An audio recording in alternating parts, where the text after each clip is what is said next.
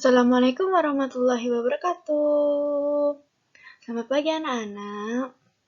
Semoga kalian dalam keadaan sehat selalu ya. Amin. Masih semangat untuk belajar kan?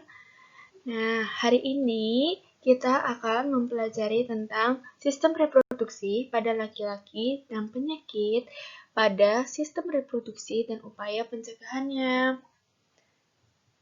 Yuk lanjut. Tujuan pembelajaran hari ini, pertama, dapat mengidentifikasi organ-organ penyusun sistem reproduksi pada laki-laki. Kemudian, dapat menyebutkan fungsi organ-organ penyusun sistem reproduksi pada laki-laki. Nanti, ini melalui LKPD. Kemudian, dapat menjelaskan proses spermatogenesis.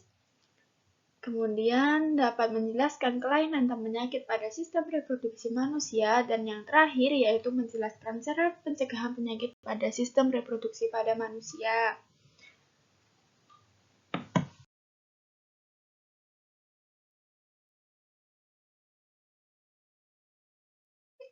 Kita akan mempelajari alat reproduksi pada laki-laki. Nah, untuk bagian-bagiannya, ini termasuk alat reproduksi pada laki-laki. Nah, untuk bagian-bagiannya, kita mulai. Nih, ini yang panjang kayak gini, panjang ini, itu disebut penis atau nama lainnya zakar. Kemudian di dalam penis itu terdapat uretra. Nah, ini uretra. Nah, itu merupakan saluran untuk membuang urin. Kemudian lanjut ke paling ini yang bawah nih. Ini yang kayak kantung kayak gini dinamakan skrotum. Nah, di dalam skrotum itu terdapat testis atau nama lainnya itu buah zakar. Lanjut ini, nah kayak gini, ini disebut epididymis atau saluran sperma. Nah, kemudian lanjut. Nah, ini kita urutkan nih, ini dinamakan vas deferens atau ductus deferens. Jika diurutkan, ini sampai ke vesicula seminalis atau kantung semen. Lanjut, ini yang kayak gini, ini dinamakan kelenjar prostat. Ini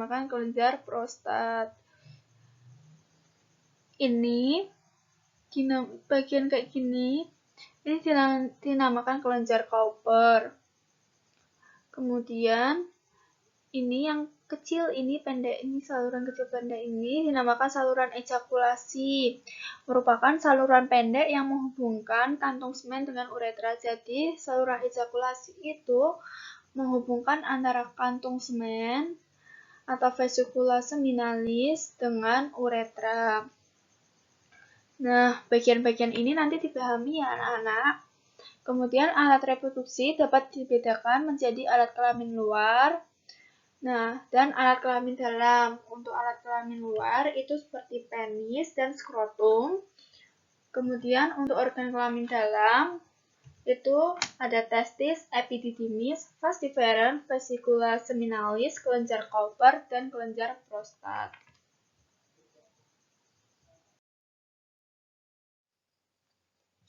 Nah, yang selanjutnya kita akan mempelajari spermatogenesis. Nah, ini termasuk skema spermatogenesis. Nah, spermatogenesis itu proses pembentukan sel gamet pada laki-laki, yaitu spermatozoa yang dinamakan spermatogenesis. Nah, untuk skema tahap spermatogenesis itu pertama-tama, spermatogonium itu bersifat diploid. Sel diploid itu merupakan sel yang memiliki jumlah kromosom yang berpasangan. Nah, tiap spermatogonium akan membelah secara mitosis, membentuk spermatosit primer. Spermatosit primer tadi akan melakukan pembelahan meiosis pertama membentuk dua spermatosit sekunder yang bersifat haploid. Nah, sel haploid itu sel yang hanya terdiri dari satu set kromosom. Nah, tiap spermatosit sekunder itu melakukan pembelahan meiosis kedua. yang menghasilkan 4 spermatid yang bersifat haploid. Nah, keempat spermatid ini berkembang menjadi sperma matang yang bersifat haploid yang semuanya fungsional. Sperma yang matang akan menuju epididymis, selanjutnya ke vas deferens, kemudian vaskula seminalis dan uretra, serta yang berakhir dengan ejakulasi. Nah, itu termasuk proses tahap spermatogenesis.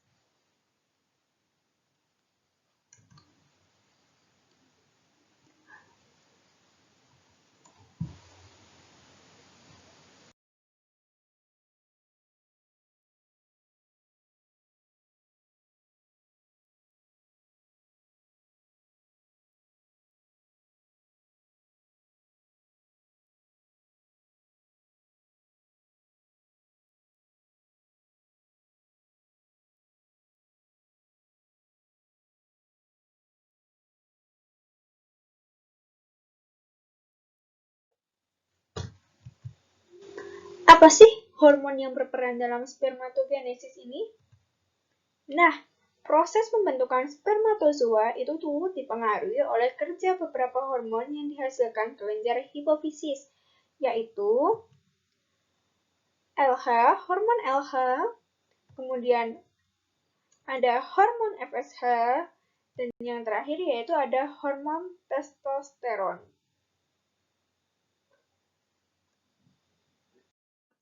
Baik, lanjut ke struktur sperma. Nah, struktur sperma ini tuh terdiri dari 3 bagian utama, yaitu bagian kepala, bagian badan, dan bagian ekor. Nah, pada bagian kepala ini, itu tuh terdapat inti tebal dengan sedikit sitoplasma yang diselubungi oleh selubung tebal, dan terdapat 23 kromosom sel ayah, 23 kromosom dari sel ayah.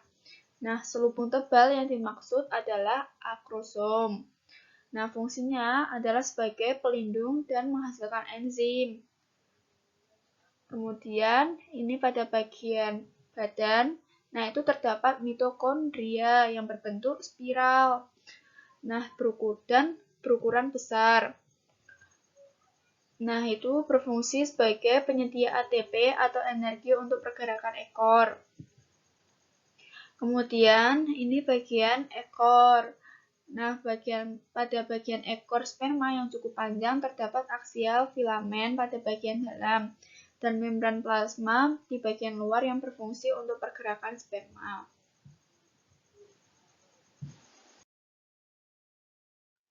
Sistem reproduksi manusia itu dapat mengalami gangguan dan penyakit. Nah, penyakit tersebut tuh disebabkan dari berbagai faktor seperti infeksi mikroorganisme, pola hidup tidak sehat, dan penyebab lainnya. Nah, untuk beberapa contoh penyakit pada sistem reproduksi manusia yaitu gonere, epididymitis, AIDS, sifilis, keputihan, dan herpes genitalis.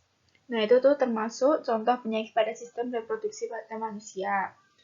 Nah, untuk penjelasannya sebagai berikut.